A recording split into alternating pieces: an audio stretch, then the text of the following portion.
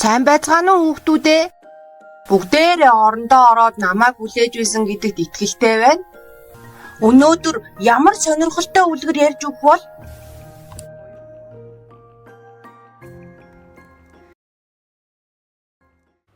Хүүхдүүдээ, өнөөдөр бүгдээрээ бидний ээж аавын багаасаа сонсож өссөн манжингийн үлгэр гэдэг орос ардын үлгэрийг сонсоцгооно. Манжин, орос ардын үлгэр. Өвгөн нэг удаа манжин тарьжээ. Томоос том манжин ургажээ. Өвгөн манжингаа хураахаар татаад л байж. Гэхдээ юрдөөсөө дийлсэнгүй. Тэгээд өвгөн эмэгнээ дуудаж гин. Эмгэн! Наашир энд манжин ургасан байна. Татти хүчлээ яасан том манжин бэ? Гэд эмгэнээ дууджээ. Хөөх багшаа, тийм том манжин ургана гэж байдгийм үү? Байлгүй яах вэ? Энд чинь үлгэр шүү дээ. Үлгэрт бүх юм боломжтой. Тэгээд багшаа үлгэрийг шидэт ертөнц гэдгийм байна штэ. Эмгэн өвгнөөсөө өвгөн манжингаасаа татаад л байж бас л дийлсэнгүй гин. Эмгэн ач охиноо дуудав. Ач охин минь наашир энд том манжин ургасан байна. Татти хүчлээ яасан том манжин бэ?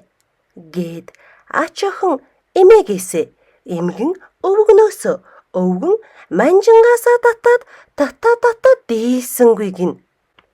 Тэгээд ач охин нь нохойгоо дууджээ. Нохой наашир том манжин ургасан байна. Татти хүчлээ яасан том манжин бэ? Гэд ач охин нохойгоо дуудаж гин. Нохой ач охиноос нь ач охин эмэгнээс эмгэн өвгнөөсөө өвгөн манжингаасаа татсан боловч татаад л байж манжин сугалж чадсангүй. Ингээд аргаа барсны дараа нохой муура дууджээ. Муура наашир энэ ч янзын том манжин ургасан байна. Татти хүчлээ яасан том манжин бэ?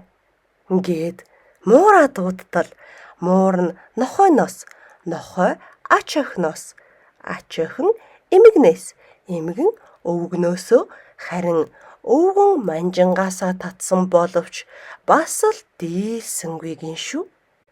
Ингээд эцэс төгсгөлд нь муур нь хулгана дууджээ. Хулгана наашир энэ ч том манжин ургасан байна. Татти хүчлээ яасан том манжин бэ? Гэд муужгаа хулганыг дууссаны дараа хулган гүйж ирээд яасан бэ? Ямар том манжин? Гэд муурнаас зуураад муур нь нохойноос, нохой ач охиноос, ач охин харин эмэгнээс, эмгэн өвгнөөс, өвгөн манжингаас барьж Хөөе багшаа ямар олуулаа татчихна. Харин тийм. Ёстой янзын том манжин байна да тийм ээ агшаа. Харин тийм. Ингээд зөндөө олуулаа болсны дараа хүчээ нийлүүлэн бүгдээрээ татаад манжингаа газраас суг татан гаргалаа.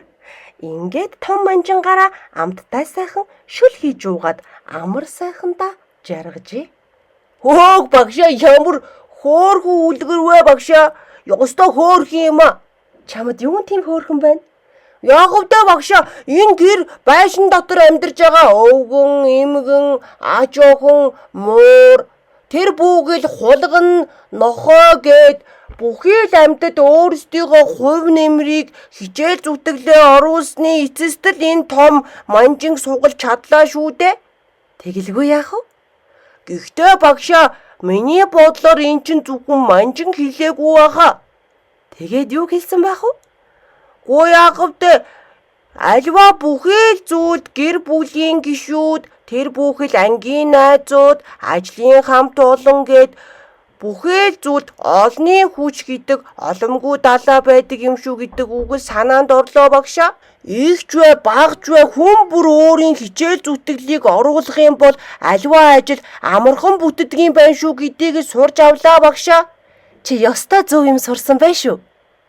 Ёстой гоё үлгэр сурлаа. Найзуудаа та нар ч гэсэндээ бүхэл зүйлд хүч чадлаа өөрийнхөө хэрээр нэмэрлэж байгаарай. За, унтацгаая да. Сайхан амраарай найзуудаа. Сайхан амраарай хүүхдүүдээ. Дараачихаа үлгэрээр эргэж уулзлаа түр баяртай. Баяртай найзуудаа.